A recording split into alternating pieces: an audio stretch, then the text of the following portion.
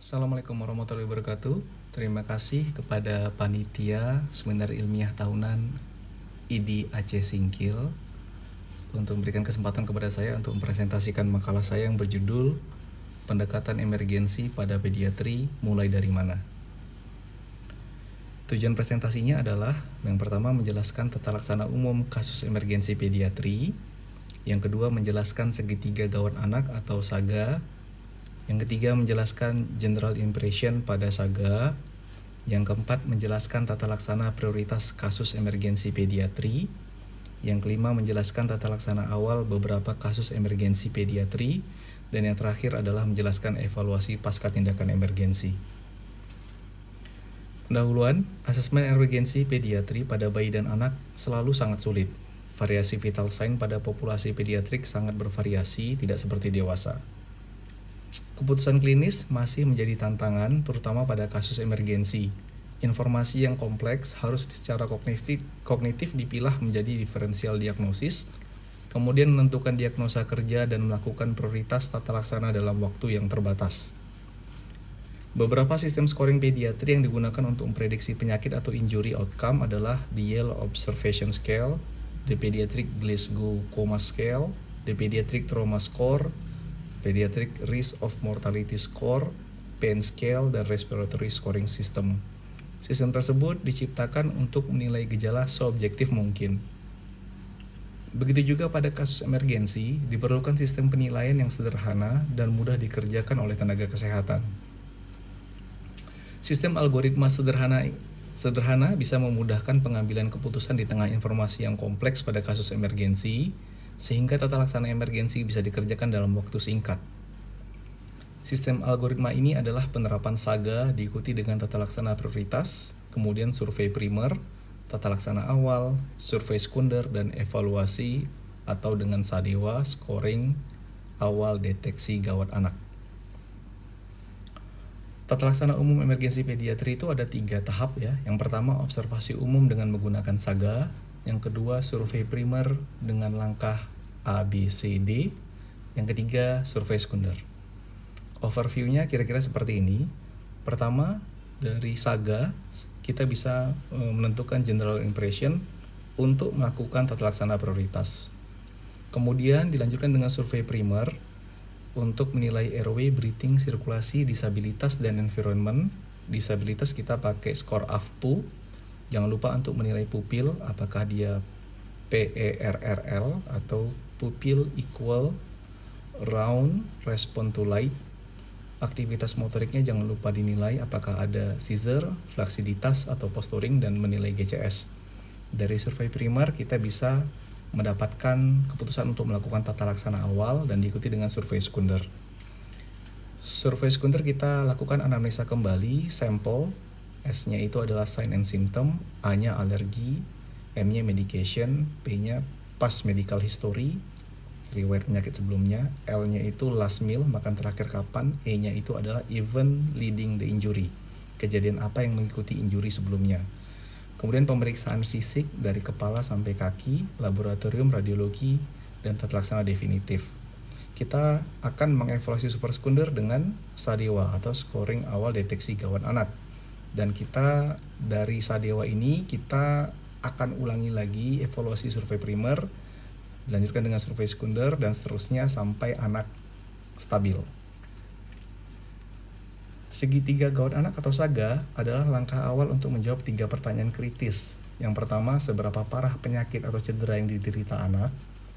Yang kedua, apa abnormalitas fisiologis penyebab penyakit. Yang ketiga, tata laksana prioritas apa yang dikerjakan. SAGA ini ada 3, appearance atau tampilan, walk of breathing atau usaha napas, dan sirkulasi. Sebenarnya SAGA ini riwayatnya pada tahun 2000, American Academy of Pediatrics, Jones dan Barnett menerbitkan Pediatric Education for Pre-Hospital Professional atau PEPP. Kemudian pada 2005, Emergency Medical Services for Children berkumpul untuk menyederhanakan konsep tata laksana emergensi, dan hasil kongres menegaskan jika seluruh algoritma tata laksana emergensi pediatrik harus didahului oleh Pediatric Assessment Triangle atau kita kenal dengan segitiga gawat anak atau SAGA. SAGA itu ada 3 komponen, appearance, ya, tampilan, usaha nafas, work of breathing, atau sirkulasi. Di mana kombinasi 3 komponen SAGA akan membentuk general impression yang menentukan langkah awal prioritas yang dikerjakan terlebih dahulu. General impression ini bukan diagnosis, tapi adalah suatu keputusan klinis yang cepat untuk mendahulukan apa yang dikerjakan terlebih dahulu atau terlaksana prioritas.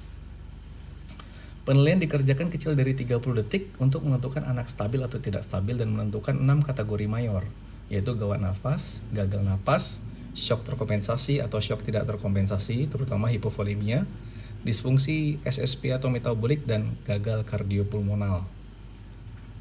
Yang pertama kita bahas satu-satu, SAGA tampilan. Pada tampilan kita bisa menilai ada 5. Yang pertama, tonus, dikatakan tonus yang normal jika bergerak spontan, menolak pemeriksaan, bisa duduk atau berdiri. Kemudian kemampuan interaksi, bisa alert atau engage pada pengasuh atau klinisi, bisa berinteraksi dengan orang dan lingkungan, meraih objek atau pen-like pada saat anak yang diperiksa. Atau bisa ditentangkan, consolability, ya, mudah didiamkan oleh pengasuh, menangis jika diperiksa klinisi, diam jika dirangkul pengasuh.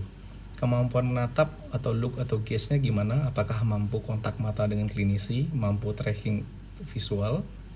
Dan terakhir adalah kemampuan bicara atau menangis, speech atau cry, itu menangis kuat, kemampuan bicara sesuai usia. Nah, ini kita menyingkat dengan istilah TICLES, ya. T-nya adalah tonus, I-nya adalah interaction, C-nya adalah consolability, L-nya adalah look atau gaze, S-nya ada speech atau cry. Jika ada semua komponen ini bisa dinilai sesuai dengan kriteria ini, maka dibilang tampilannya adalah normal. Jika salah satu tidak normal, maka disebut nanti pemeriksaannya adalah positif, ya. Kemudian usaha napas. Ada 3 komponen, ya. Pertama, suara nafas abnormal, snoring, muffle, hoarse, stridor, grunting, dan wheezing. Kemudian posisi abnormal, apakah sniffing, tripod, mencari posisi enak atau prefer position. Apakah ada retraksi, supraklavikula, intercoste, substernal, atau head bobbing pada bayi. Apakah ada cuping hidung atau napas cuping hidung saat inspirasi.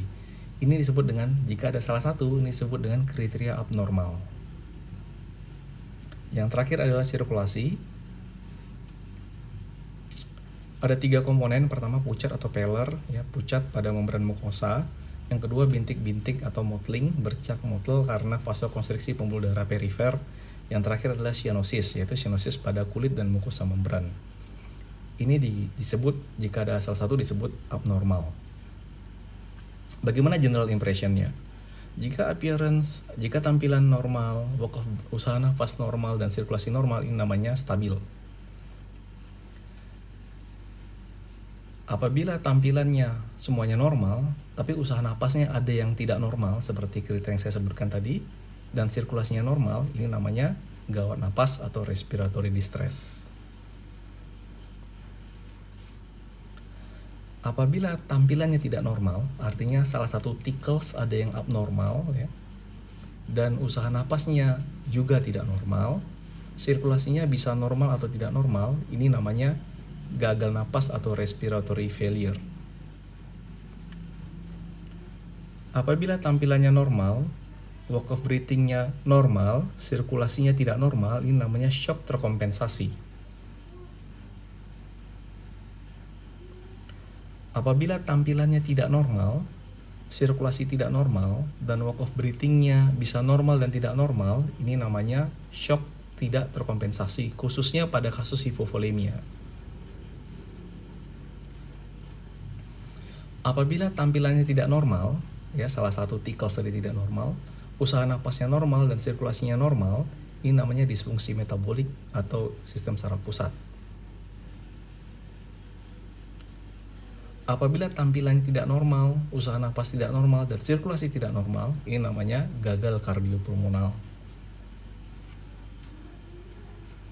Maka dari SAGA, general impression, kita bisa menentukan 6 kesimpulan yang seperti saya jelaskan sebelumnya tadi.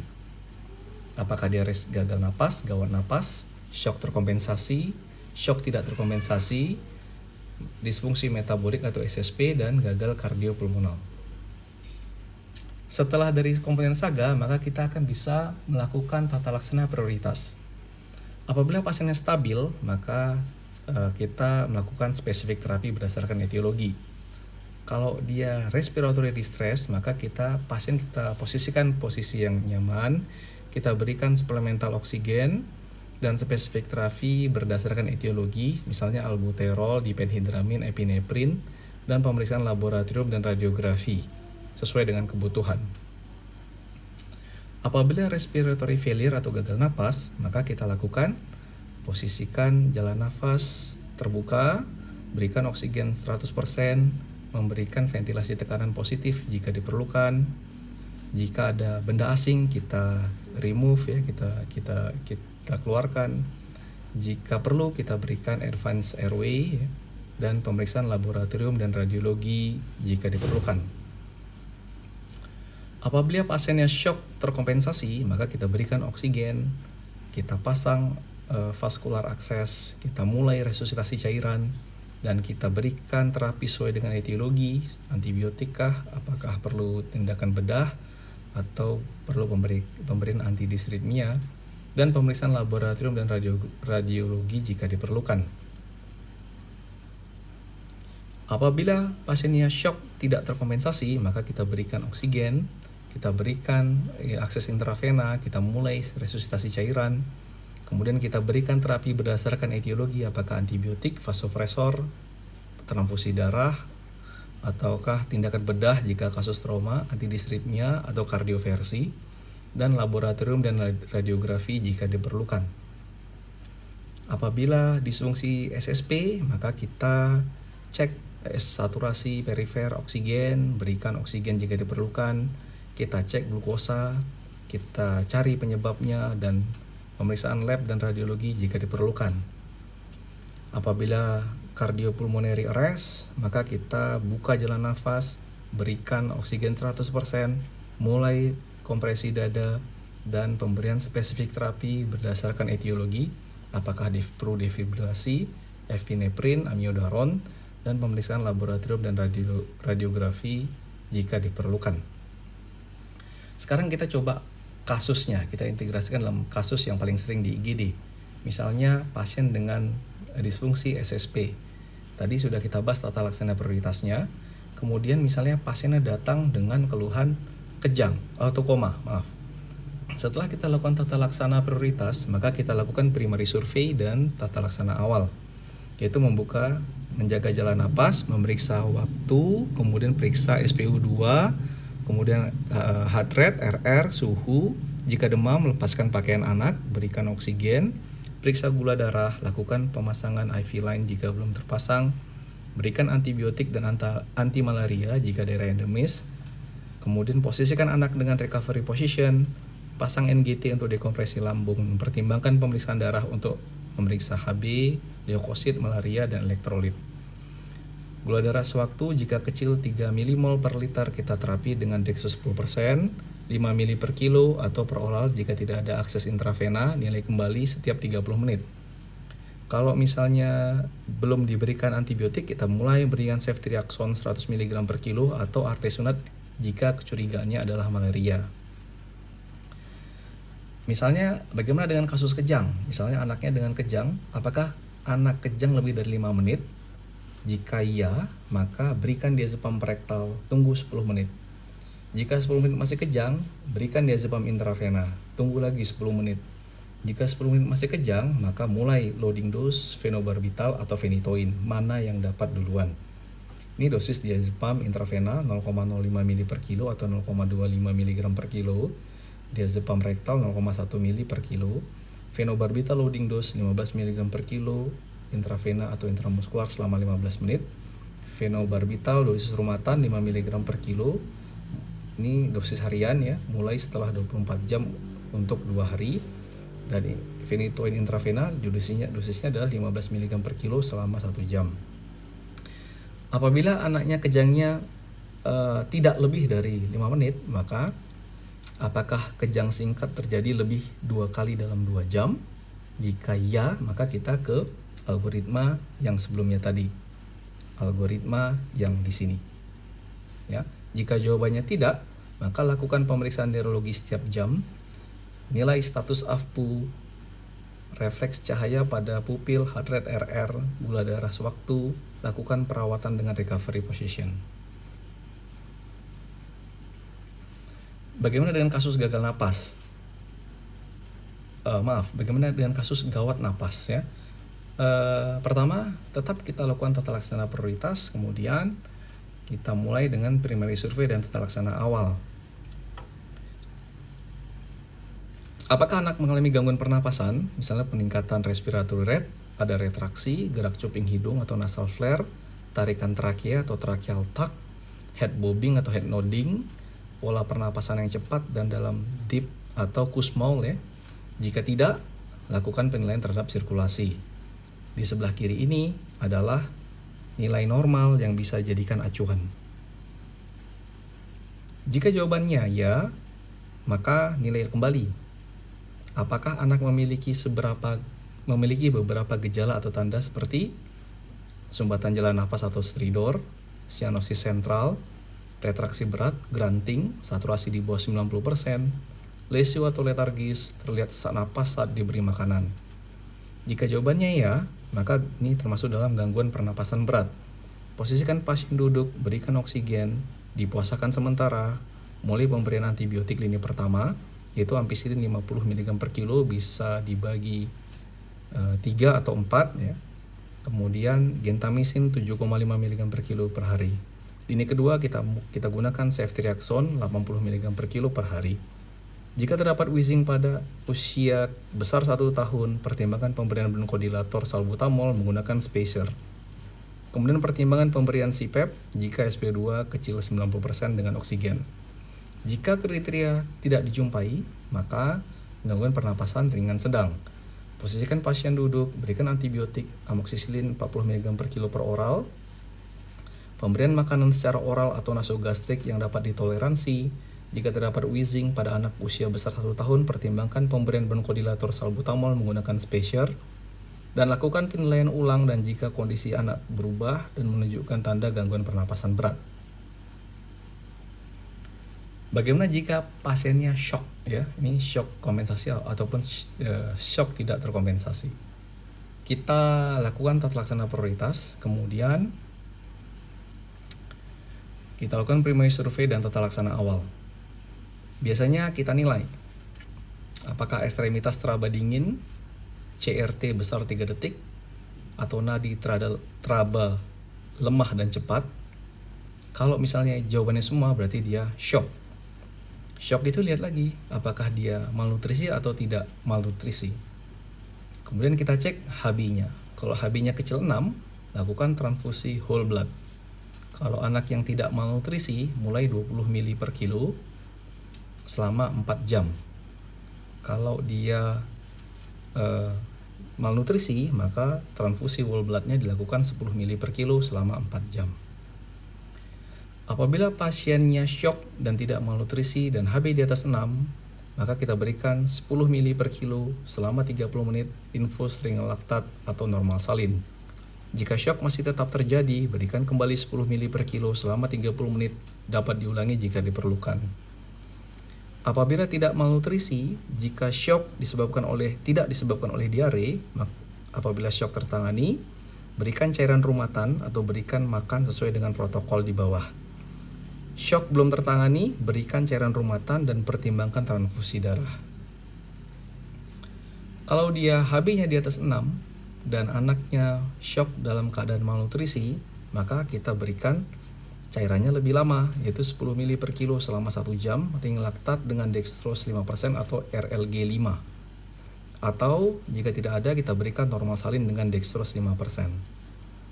Apabila anak malnutrisi berat dan shock tidak disebabkan oleh karena diare, ketika shock tertangani, mulai pemberian resomal secara oral atau nasogastrik sesuai dengan langkah 2 untuk anak malnutrisi. Nanti kita bahas di slide berikutnya. Kemudian shock, jika shock belum tertangani, mulai pemberian resomal secara oral atau nasogastrik sesuai dengan langkah 2 untuk anak malnutrisi. Apabila shock sekunder akibat diare, anak yang tidak malnutrisi mengikuti penanganan dehidrasi berat langkah 2. Nanti dijelaskan di slide berikutnya. Apabila malnutrisi berat, mulai pemberian Resomal secara oral atau nasogastrik sesuai dengan langkah 2 untuk anak malnutrisi. Nah, ini penanganan dehidrasi ringan sedang ini berhubungan dengan slide saya sebelumnya. Ini jika diare ditambah 2 dari 4 tanda, irritable, gelisah, mata tenggelam, turgor kulit melambat, kecil dari 2 detik, haus atau banyak minum. Jika anak tidak syok namun mengalami dehidrasi ringan sedang, ini kita lihat dulu apakah anaknya malnutrisi atau tidak malnutrisi. Jika tidak malnutrisi, kita berikan Oralit 75 ml per kilo selama 4 jam. Jika anak masih ingin minum, dapat diberikan lebih. ASI dapat dilanjutkan pada bayi atau anak yang sedang menyusu. Jika anak terlihat sembab, hentikan Oralit dan berikan ASI. Semua anak lebih dari 6 bulan harus diberikan makanan sebelum dipulangkan.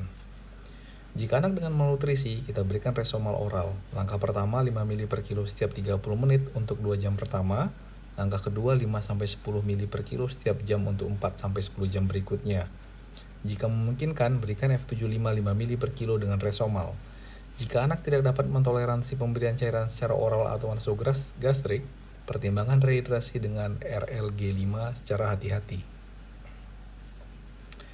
Penanganan dehidrasi berat jika anak diare disertai 2-4 dari tanda pertama letargis, kedua mata tenggelam, ketiga turgor kulit sangat melambat besar sama dengan 2 detik dan tidak bisa minum.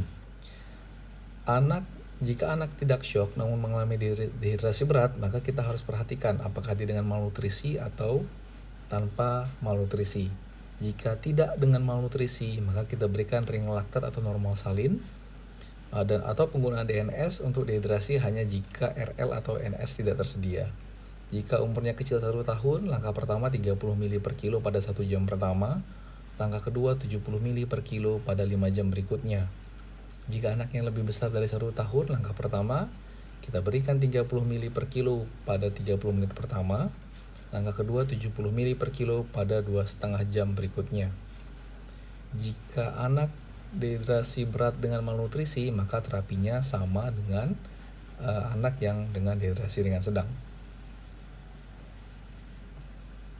Berikutnya adalah cardiopulmonary arrest. Ya. Kita mulai dengan tata laksana prioritas. Algoritmanya adalah evaluasi kesadaran, panggil nama, berikan rangsang sakit dengan teknik AFPU. Kalau pada bayi kita gosok dadanya, sentil kaki. Kalau anak, panggil keras, guncang bahu.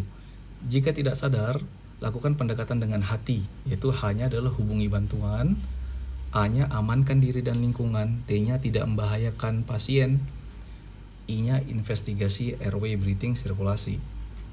Kemudian buka jalan nafas dengan head tilt, chin lift, jaw thrust, yaitu buka jalan nafas itu jika dilihat dari lateral, itu glabella dan dagu sejajar, leher terbuka, external auditory meatus dan sternal nodes itu sejajar.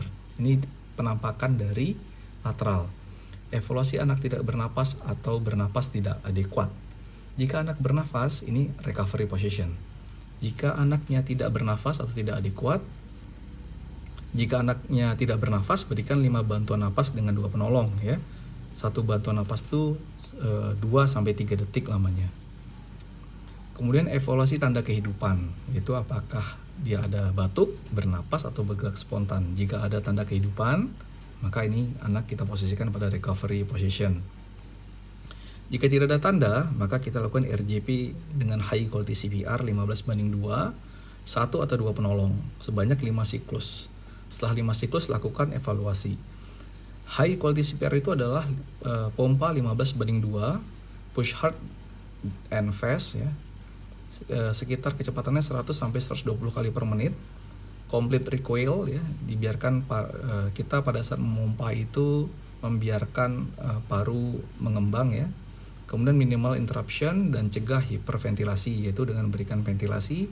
1 bagging itu adalah 2-3 detik. Kedalaman kompresinya push hard itu 4 cm pada bayi atau 5 cm pada anak atau sepertiga anterior wall. Kompresinya pada bayi kita bisa gunakan teknik 2 thumb circling atau dengan 2 finger. Kalau anak kita pakai 1 hand atau 2 hand teknik. Setelah kita lakukan RJP, setelah 5 siklus, jangan lupa untuk memasang monitor. dan penghentian resusitasi dilakukan jika 30 menit asistol atau penolong kelelahan. Setelah kita lakukan survei sekunder ya, maka kita harus evaluasi dengan menggunakan scoring awal deteksi gawat anak atau SADEWA.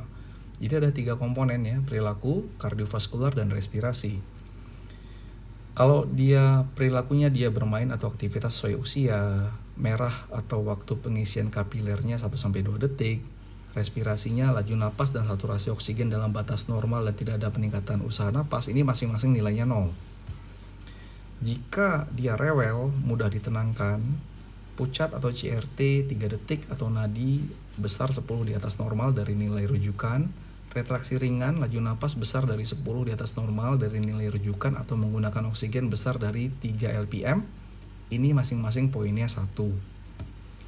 Kalau anaknya rewel, sulit ditenangkan, pucat atau capillary refill time 4 detik atau nadi besar 20 poin di atas normal disertai dengan diaforesis, kemudian laju napas besar 20 di atas normal atau saturasi oksigen 5 poin di bawah normal atau retraksi sedang, ini masing-masing dari poin perilaku, kardiovaskular, dan respirasinya masing-masing nilainya 2. Kalau anak kelihatan letargis, kemudian kutis marmorata atau mottlet, capillary refill time besar 5 detik, atau nadi besar dari 30 di atas normal atau bradikardi, dan laju napas di bawah normal dengan retraksi atau saturasi oksigen di atas 5 poin di bawah normal atau merintih atau retraksi berat, ini masing-masing poinnya 3.